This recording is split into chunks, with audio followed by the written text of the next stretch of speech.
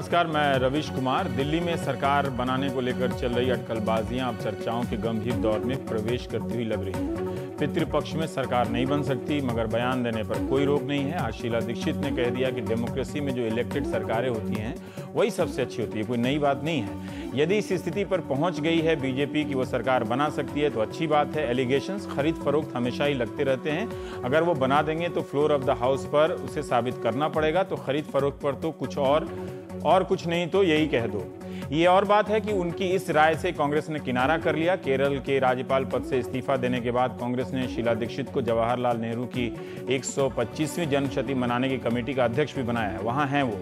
सरकार कैसे बनेगी, इस पर शीला दीक्षित कहती हैं कि विधायक आएंगे तो किसी दूसरी पार्टी से, लेकिन जितना अभी तक मैं जान पाई हूं कि जो एमएलए हैं, चाहे वो कांग्रेस का हो, बीजेपी का या आप का हो, कोई इतनी जल्दी चुनाव नहीं चाहते हैं। ये सोचना कि केवल खरीद के ही हो जाना ये सही है या नहीं है, ये कहना मुश्किल है। मेरा ख्याल है, जहां तक मुझे मालूम है कि जो लोग मुझे बता रहे हैं कि सरकार कैसे बनेगी, अब वो चुनौतियां तो माइनॉरिटी गवर्नमेंट की रहेंगी। अब उसको ये पार कर सकेंगे या नहीं वो जाने। उधर आज के इकोनॉमिक टाइम्स में बीजेपी के राष्ट्रीय अध्यक्ष अमित शाह का इंटरव्यू छपा है। काफी लंबा है, लेकिन मैंने सिर्फ उसी हिस्से का चयन यहां किया है जिसका संबंध दिल्ली में सरकार बनाने या चुनाव से है।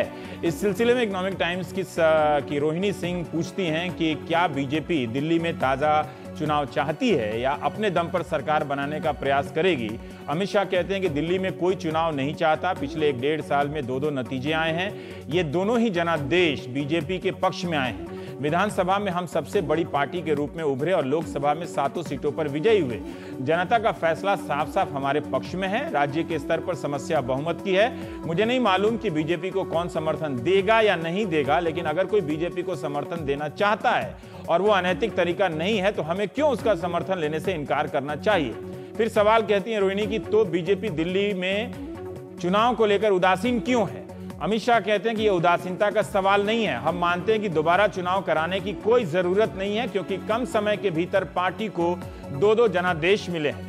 12 सितंबर 2013 को डॉक्टर हर्षवर्धन ने दिल्ली के उपराज्यपाल को चिट्ठी लिखी थी, जिसमें एक पैरा में वे कहते हैं कि विधानसभा चुनावों के बाद भाजपा स्पष्ट जनादेश प्राप्त करके दिल्ली की जनता के चेहरे पर मुस्कान बिखेरना चाहती थी। ऐसा नहीं हुआ, क्योंकि बहुमत प्राप्त होने में मात्र 4 सीटें कम रह गई।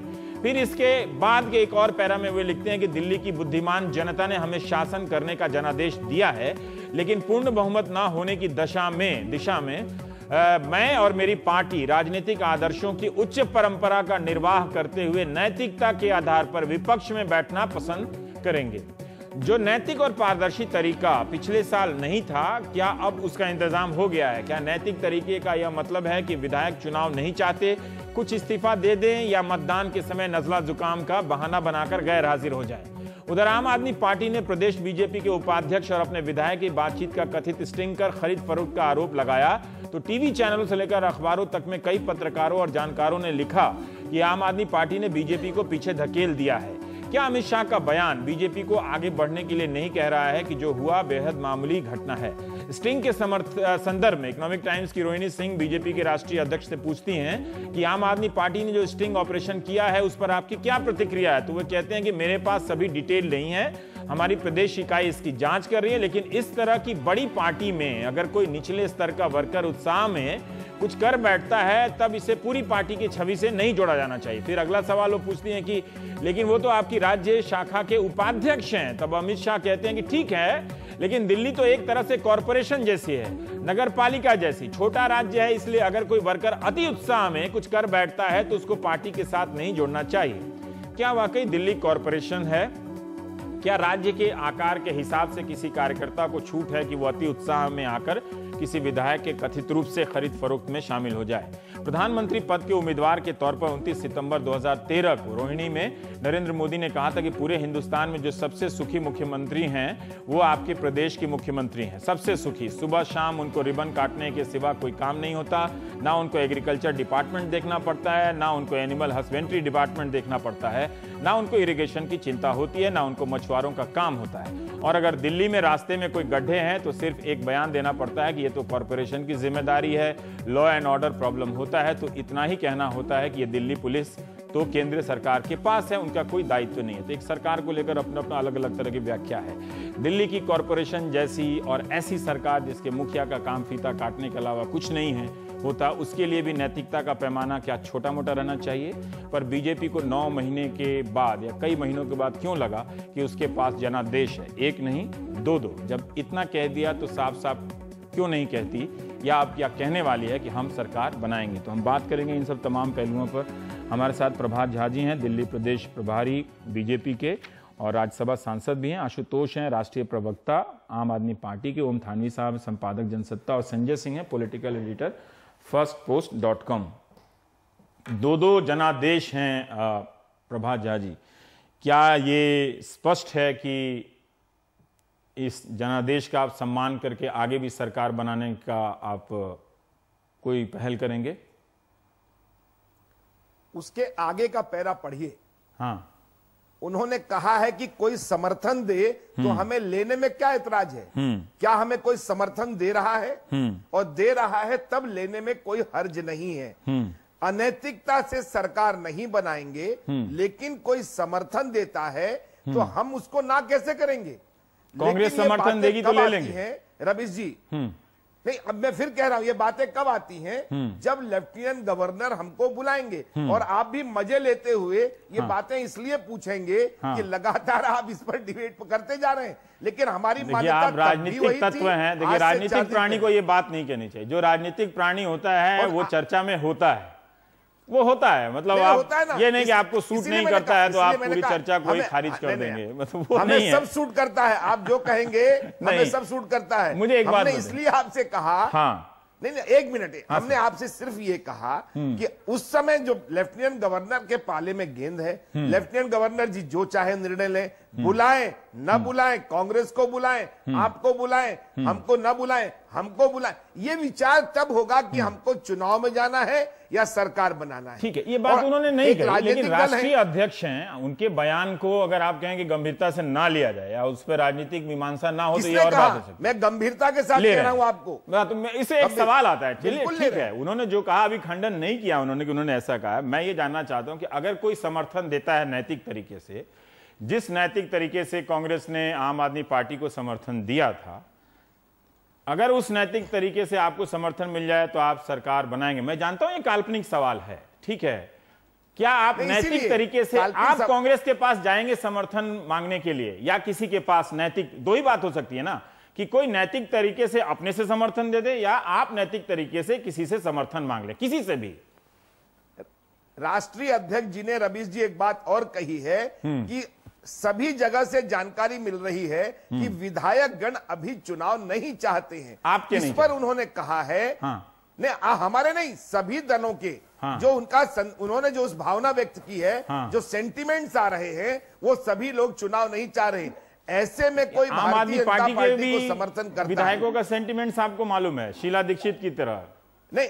अब देखिए, आप ये फिर वही कह रहा हूं मैं आपको, आप भी जानते हैं। आप सवाल का जवाब दे। देखिए, आप भी जानते हैं जो उन्होंने कहा है, पहले आप ये बताइए, जो उन्होंने कहा है, मुझे एक बात बताइए, आप अभी आप जब कह रहे हैं कि हमारे पास दो जनादेश है ना, पहला जनादेश है और फिर दिल्ली में जब लोकसभा के चुनाव होते हैं तो दूसरा जनादेश है, वो ठीक है। मैं कह रहा हूं कि उन्होंने वो ये भी कह रहे हैं कि बहुमत हमारे पास नहीं है, वो देखेंगे।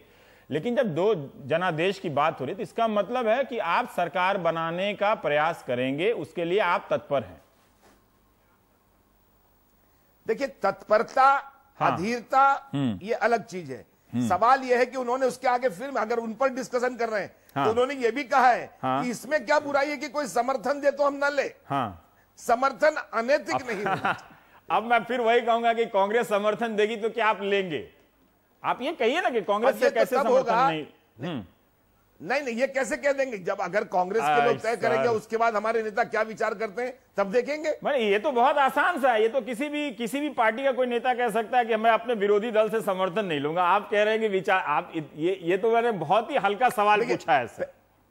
नहीं, आपने बहुत, अगर कांग्रेस समर्थन देगी तो आप लेंगे। ये नेशनल लीड बन जाएगी अगर मैं, मेरी कुछ प्रतिक्रिया मैंने साफ नहीं, मैं देखिए, इस प्रोग्राम में अगर आप कुछ भी कहते हैं मैं उसका हेडलाइन लेके कुछ फ्लैश नहीं करता हूं, आप चिंता मत कीजिए, क्योंकि आप एक चर्चा के संदर्भ में कहते हैं, तो मैं इतनी जिम्मेदारी रखता हूं कि आपका एक बयान को काट के मैं नहीं चलाऊंगा हेडलाइन, और मैं कभी किसी के साथ किया नहीं है। नहीं, इसीलिए मैंने कहा रवीश जी, सबसे पहली बात है कि यह काल्पनिक प्रश्न है। नहीं, इसलिए काल्पनिक प्रश्न नहीं है। पहले सबसे पहले कोई समर्थन देगा तो देखिए, अभी मैंने नहीं पूछा है कि अगर आम आदमी पार्टी आपको समर्थन दे दे, ये काल्पनिक प्रश्न हो सकता है।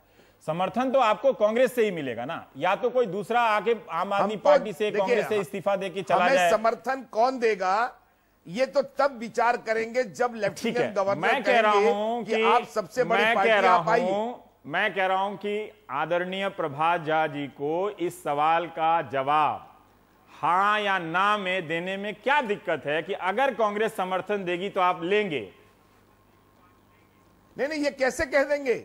ये आपने कह दिया कांग्रेस के प्रवक्ता आप हो नहीं सकते। देखिए, ये भी एक जवाब है, राजनीति में ये भी एक जवाब है सर, ये भी एक जवाब है। जैसे आप कह रहे हैं कि आप कैसे कह देंगे, तो एक जवाब है। ठीक है, हम आगे आते हैं। आशुतोष, मैं एक बात जानना चाह रहा था, आपका मैं बयान देख रहा था, तो आपने कहा कि ये कांग्रेस बीजेपी का खेल है। ठीक है, कहीं ये वैसा ही खेल तो नहीं है जो जैसा आप लोगों के साथ हुआ था?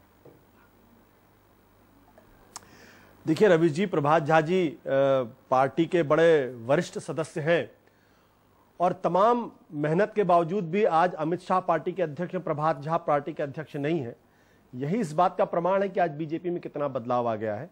प्रभात झा जी अभी भी ये बात नहीं कह रहे हैं कि अगर कांग्रेस का समर्थन मिलता है तो लेंगे या नहीं लेंगे, हाँ या ना में जवाब नहीं दे रहे।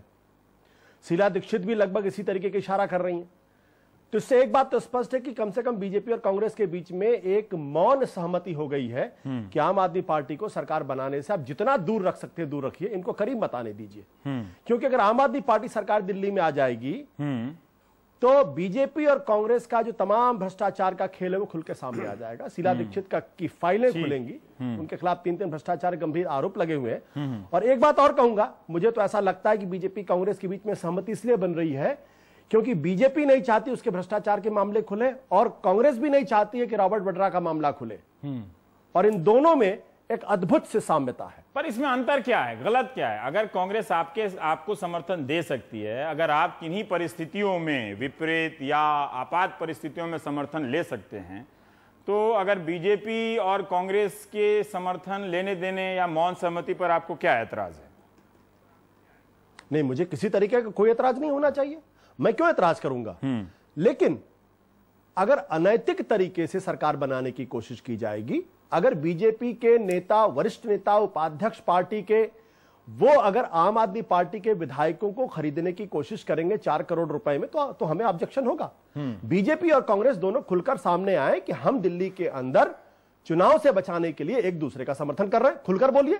जैसा अगर ये होता है तो ये एक लोकतांत्रिक तरीका है, ये एक लोकतांत्रिक तरीका है। और जब कोएलिशन का जमाना आता है तो इस तरीके की संभावनाओं से इनकार नहीं कर सकते। हाँ। लेकिन दबे चुपे तरीके से इस पर्दे के पीछे सौदेबाजी करके आप ये बात कह रहे हैं जिसका जवाब प्रभात जी ने नहीं दिया कि अगर कोएलिशन होता है और वो सामान्य बात है, ठीक है कि अभी के स्तर पर वो सार्वजनिक नहीं है, तो फिर एक तरीका हो सकता है ना, ये एक नैतिक तरीका तो है सरकार बनाने का। मैंने कहा कि यह लोकतांत्रिक तरीका है। हाँ। नैतिकता और अनैतिकता की परिभाषा समय और काल के हिसाब से बदलती रहती है। यस। जो नैतिक था 12 दिसंबर 2013 को बीजेपी के लिए, हाँ। आज वो अनैतिक है 9 महीने के बाद, क्योंकि देश भी बदल चुका है और काल भी बदल चुका है। आप पर भी लागू है टाइम एंड स्पेस के हिसाब से नैतिकता की बिल्कुल। मैं कहना चाहता हूं, आम आदमी पार्टी सरकार बनाने के लिए ना तो कांग्रेस का समर्थन लेगी ना बीजेपी का समर्थन लेगी। हम फॉरेन चुनाव बीजेपी कह सकती है कि आपने जब जैसे लिया था वैसे, उन्होंने कहा कि अभी स्थिति नहीं है, आपने जैसे लिया था, ठीक है। इस पे मैं एक और बात पे आना चाहता हूं कि बढ़ते हैं थोड़ा सा आगे। थानवी साहब, लगता है कि दिल्ली में जो सरकार बन रही है वो एक बात से स्पष्ट है, अगर बन रही है तो वो नैतिकता के किसी मोहपाश में नहीं है, मतलब किसी बंधन मजबूरी में नहीं है। किसका अटैक शार्प है इसमें, धारदार है, और किसका जवाब जो है? प्रभात जी को सुना आपने और आशुतोष जी को भी सुना? नहीं, मेरे ख्याल में जब से ये स्टिंग सामने आया, क्या प्रभात जी वो कह रहे हैं जो होने वाला है? नहीं, प्रभात जी ने बीच में ये कहा था कि अगर कांग्रेस प्रस्ताव करती है तो हमारी पार्टी इस पे विचार करेगी, पार्टी का काम है। अच्छा। लेकिन मेरा कहना है कि सवाल जो है ये चीज संभव नहीं है। देश के सामने दो बड़े विकल्प हैं और कांग्रेस ने हमेशा भारतीय जनता पार्टी को एक सांप्रदायिक पार्टी के रूप में देखा है। तो आप संप्रदायवाद और बीजेपी ने परिवारवाद के रूप में देखा है। हाँ, लेकिन परिवारवाद जो है वो तो आपको और कई पार्टियों में भी मिल सकता है, लेकिन संप्रदायवाद को जिस तरीके से कांग्रेस ने एक खतरनाक चीज बताया है और जिस तरीके से संप्रदायवाद, आप फिर नैतिक लाइन क्यों ले रहे हैं जब बात प्रैक्टिकल पर आ गई है ना, कि ठीक है कांग्रेस और बीजेपी वो कह रहे हैं, लेकिन उन्होंने जवाब नहीं दिया। नहीं तो ये तो बहुत सिंपल सवाल है, कहते कि हम किसी भी बनाए ना बनाए हम कांग्रेस से समर्थन नहीं लेंगे। उस पर आता हूँ। तो मेरा कहना यह कि सांप्रदायिकता इस सरकार के बनने के बाद केंद्र में कई जगहों पर बड़ी है, ठीक है, और उत्तर प्रदेश वगैरह में हम बराबर देख रहे हैं। और कांग्रेस अगर समर्थन करती है दिल्ली में भारतीय जनता पार्टी का, ये बिल्कुल चीज कल्पना के बाहर की चीज है। असल बात यह है नैतिक, तो फिर और तरीका क्या हो सकता है? नैतिक तरीका और क्या? कोई तरीका नहीं है खरीदारी के अलावा, खरीद फरोख्त के अलावा कोई तरीका नहीं है। और ये कहना अमित शाह का कि कोई भी नहीं चाहता, ये अपने आप में इतनी अजीब बात है। एक पार्टी जो सरकार बना चुकी है दिल्ली में, वो बार बार जाके कहती है कि चुनाव करवाइए, और आप कहते हैं कि कोई चाहता नहीं है। वो 4 लोग 3 लोग जो बिकने को तैयार होंगे, उन्होंने आके कहा होगा, और उनके साथ में एक का तो किस्सा सामने आ ही गया है। तो अनैतिकता जो है वो अभी साबित होना बाकी है वैसे। हाँ, लेकिन वो ठीक है, सामने आ गया। मुझे मेरा काम है बताना दर्शकों को। अब ठीक है, अब किस तरह की जांच होती है, कब सामने आएगा, पर मोटे तौर पे मेरा मानना यह है कि लोग मानते हैं कि भारतीय जनता पार्टी ने ऐसी कोशिश की है और इसके अलावा उनके सामने कोई चारा नहीं है। कांग्रेस की बात ये तो बिल्कुल ही उन्होंने ठीक कहा कि ये एक कल्पना की बात है और कल्पना में कोई भी सवाल किया जा सकता है, लेकिन कांग्रेस और भारतीय जनता पार्टी में जो बुनियादी फर्क है, देश की जनता के सामने 2 विचार सामने आते हैं। वही अगर मिलकर देश को सरकार दे रहे हैं तो मेरे ख्याल में देश की राजनीति जो है बहुत गड्ढमड हो जाती है। गड़बड़ हो जाती है, ठीक है। संजय, मैं आपसे जानना चाहता हूं कि बीजेपी के लिए ऐसा क्या बदल गया है अमित शाह के इस इंटरव्यू के बाद? क्योंकि आप राजनीतिक पत्रकार हैं, अगर राष्ट्रीय अध्यक्ष कहें कि हमारे पास 2-2 जनादेश है, कोई समर्थन दे तो हम क्यों मना करना चाहते हैं? जबकि ऐसा नहीं कि उनके सामने परिस्थितियां नहीं हैं, हर तरह की परिस्थितियां उनके सामने होगी। नहीं तो वो ये कह सकते थे कि परिस्थिति हमारे पास नहीं है, जो हर्षवर्धन ने चिट्ठी लिखी तो वो बात सही है। कुछ तो बदल रहा है ना अंदर से, जिसको बीजेपी अभी नहीं कह रही है।